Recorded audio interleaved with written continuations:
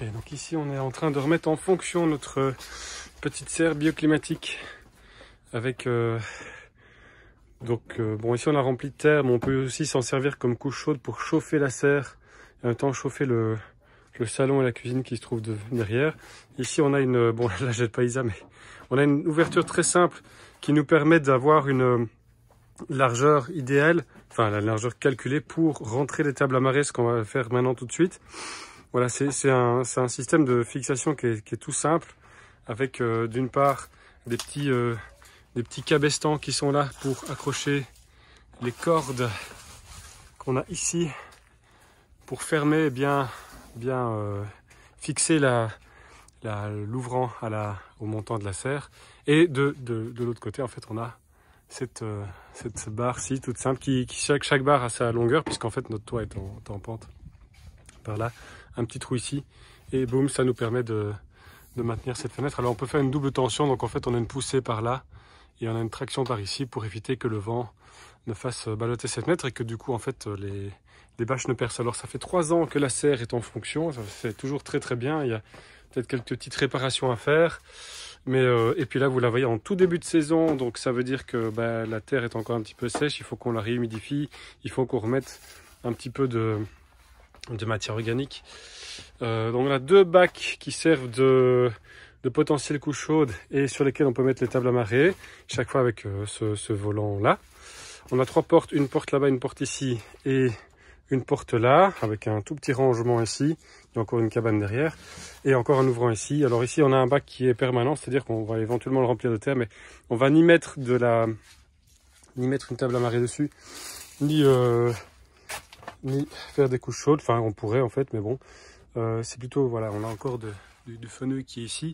Donc ça c'est les tomates de l'année passée qu'on aurait peut-être dû enlever avant pour éviter qu'il y ait le mildiou, mais en fait on voit qu'il n'y a pas de mildiou, donc on a eu du bol l'année passée. Cette petite serre bioclimatique fonctionne extrêmement bien, c'est tout bête à faire, c'est tout pratique. Voilà, là, bon, vous voyez en fait notre jardin dans sa plus simple expression, là, l'expression début de saison et c'est encore un peu le bordel. Là on a des cuves qu'on a récupérées, que pour l'instant on utilise pour remplir un peu d'eau à partir de la mare. Bon, le système d'eau c'est encore autre chose, mais ici en fait on met de l'eau dedans pour pouvoir puiser directement avec les arrosoirs, c'est beaucoup plus simple. Ici on a nos speed trays, là, on a un chien qui boit évidemment, il en profite, non, il en loupe pas une. On a nos speed trays, donc en fait ce sont des petites tablettes à semis avec des dimensions différentes qui permettent d'avoir une super efficacité, une régularité et une simplicité d'utilisation. Voilà, c'est du matériel professionnel. Et ce que nous allons faire maintenant, en fait, c'est rentrer les tables amarrées. Et c'est aussi du matériel professionnel. Alors, il faut aussi savoir qu'ici, on a en fait les tables amarrées, enfin les bacs sont surélevés sur palette. Hop, on a quand même mis un petit plastique ici pour réserver les jus et un peu la terre. Donc ça veut dire qu'en fait, dès qu'on a du fumier dedans et qu'on récupère des jus du percola, on a un système de trop-plein. Donc on a ces petits tuyaux en PVC ici dans chaque bac qui sont perforés et récoltent les jus et les transmettent de bac en bac. Éventuellement si on a un trop-plein d'eau aussi. Vous voyez que la terre est bien descendue, donc en fait évidemment quand ce bac est mis en fonction il y a 3 ans, en fait la terre arrivait là évidemment. Donc il ne faut jamais hésiter à en mettre beaucoup jusqu'à ras-bord, parce que de toute façon elle va se tasser et puis évidemment les plantes vont consommer les nutriments et tout ça va bouger, va évoluer. Donc ici on est sur le flanc de la serre, donc avec encore ceci qui est fermé, ceci qui est fermé. Une petite cabane à outils très pratique. Voilà, donc nous on a fait ça de manière très simple, le moins d'impact possible sur le bâtiment. Et simplement on a mis des paillasses à béton qui s'ouvrent comme ceci, sur lesquelles on peut aussi bien pendre des outils que faire grimper des plantes pour masquer ceci, avec des suspensions qui sont très très basiques, somme toute. Et ici on a les tubes, enfin les supports en fait d'arceaux pour les voiles de forçage de table amarrée. Alors évidemment on a les poilus qui se promènent tout le temps. Ici on a une de nos 2 tables amarrées qui en fait est utilisée en extérieur quand on est en pleine saison, fin juin, début juillet jusqu'à la fin de la saison. On fait nos semis à l'extérieur aussi. Et le principe de la table amarrée, c'est intéressant parce qu'ici elle elle est vide, il n'y a pas de substrat. En fait, on met d'habitude une toile micro-perforée au-dessus pour éviter qu'en fait, si on va mettre toutes les plaques de semis dessus, on va éviter aussi que la terre n'aille trop dans les sillons ici pour ne pas boucher en fait le trop-plein qu'on a là. Donc on a un trop-plein, mais aussi une possibilité de vidange ici. Hop, voilà. Donc ça aussi, il va falloir qu'on nettoie un petit peu. C'est un petit peu gelé en fait. Ça, c'est de la glace, ce qu'il a gelé cette nuit. Et on a une possibilité de vidange. Alors les vidanges, elles se font toutes, elles sont toutes interconnectées dans la serre. Et elles permettent en fait, donc les deux premiers bacs ont une table à marée. Et les vidanges vont soit dans des seaux qu'on récupère l'eau pour la remettre dans la table à marée ensuite, soit vont dans le dernier bac qui est aussi arrosé automatiquement grâce à ça. Voilà, donc on va juste démonter les pieds qui sont en fait inclus dedans, hein, inclus dans la table à marée de base. Et en les retirant, nous allons transporter cette table à marée pour la poser sur les bacs. Alors très simplement, les boulons, voilà, on les a même pas serrés. Hop, alors lui il se la coule douce évidemment, hein, tout ce qu'il y a, on peut jouer avec quelque chose, c'est parti, hop là, petit intermède, voilà. Comme ça. Alors quand on vous dit qu'il en loupe pas une, voilà, on est en train de transporter la table à marée, on a les montants là derrière en fait qui sont simplement très facilement démontables. Voilà, donc on se promène avec le chat. Oui, c'est pas lourd hein, parce que je suis en train de le porter d'une main. Ça t'éclate. Hein. Je me demande quoi.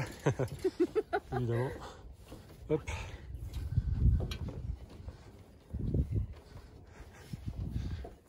Tout le monde s'y met. Alors ce bac-ci est légèrement plus large que la table à marée. Pourquoi? En fait juste pour simplement gagner un peu de place de culture après. Il est configuré pour que la table à marée puisse se glisser sur ce montant-ci, venir reposer ici, venir reposer sur l'autre montant là-bas.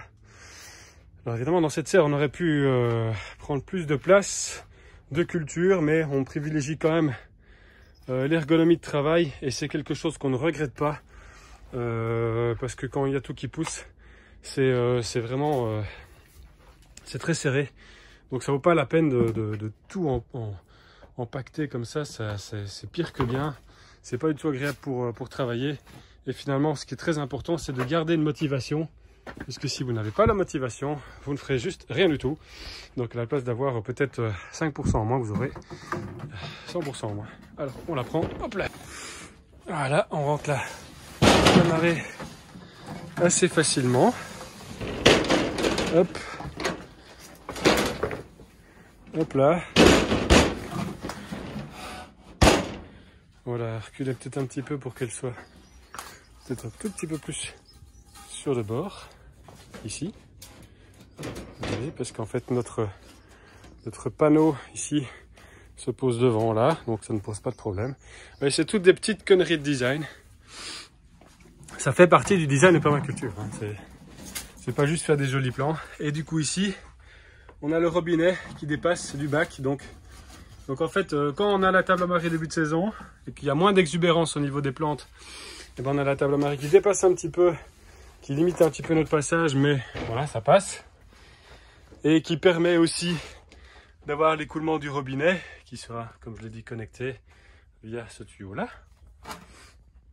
Et puis en pleine saison, en fait, on aura la table à marée qui aura disparu, comme c'est le cas ici. Vous voyez, on aura plus de place, plus d'exubérance. Donc voilà, on a quelque chose d'extrêmement modulable, très facile à gérer et de très agréable à vivre. Voici donc quand elles sont couvertes du géotextile pour empêcher la terre d'aller dans les fentes en dessous. Et voici donc aussi la première installation avec l'eau qui coule pour commencer à remplir. En fait, l'eau va commencer à prendre, voilà, à prendre ici. Et à immerger légèrement, c'est ça qu'on appelle ça une table à marée, hein, donc immerger légèrement les plaques de semis, donc pouvoir les irriguer par le bas, par la racine en fait, ce qui est beaucoup plus logique pour une plante.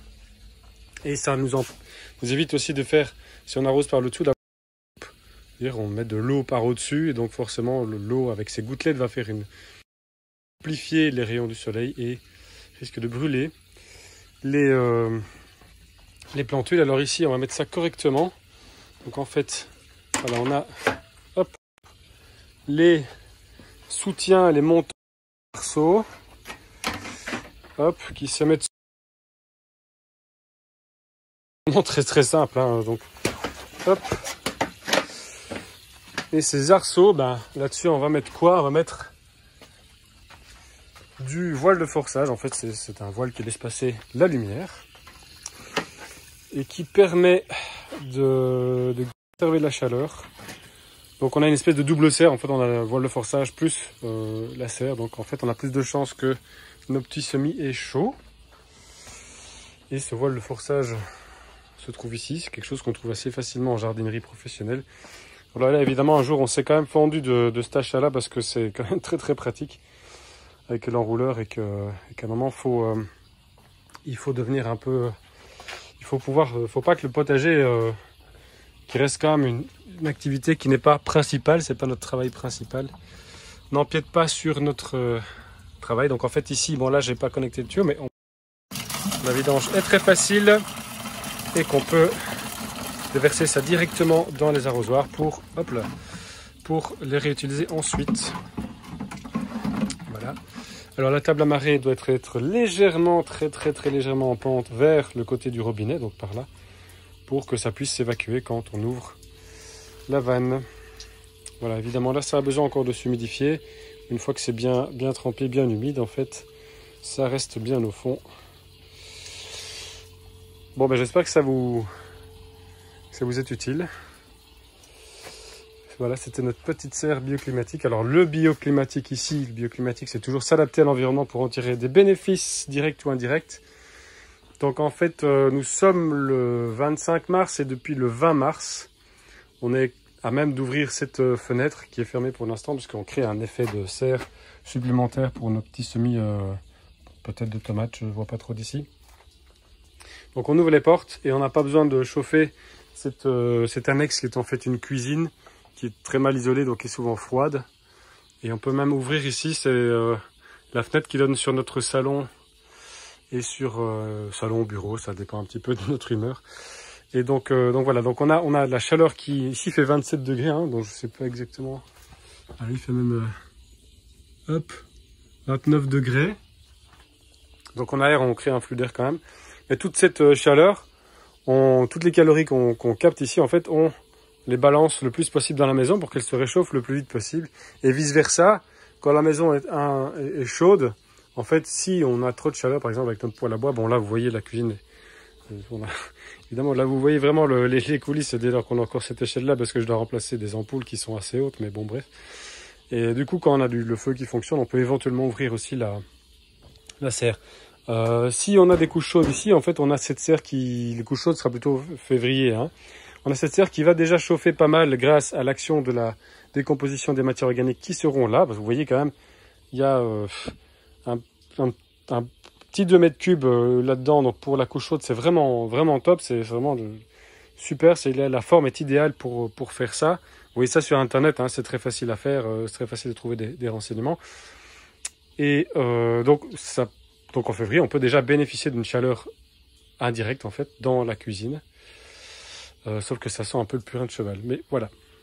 Voilà, donc confort d'utilisation, ergonomie de l'espace, design et matériaux, circulation aisée, utilisation des techniques, éventuellement technologies adaptées quand c'est nécessaire, donc pas non plus se faire mal. Utilisation la notion du bioclimatisme, du design adapté aussi, donc utiliser le design pour le jardin, pour l'entièreté du plan, mais aussi pour des installations plus spécifiques.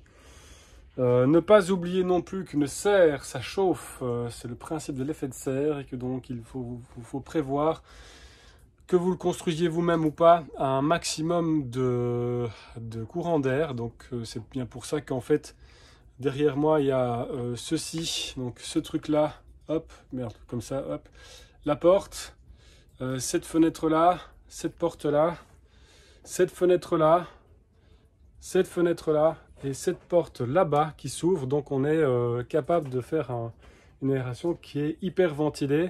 Sinon, le risque de surchauffe est aussi important que le risque de manque de chaleur et de lumière.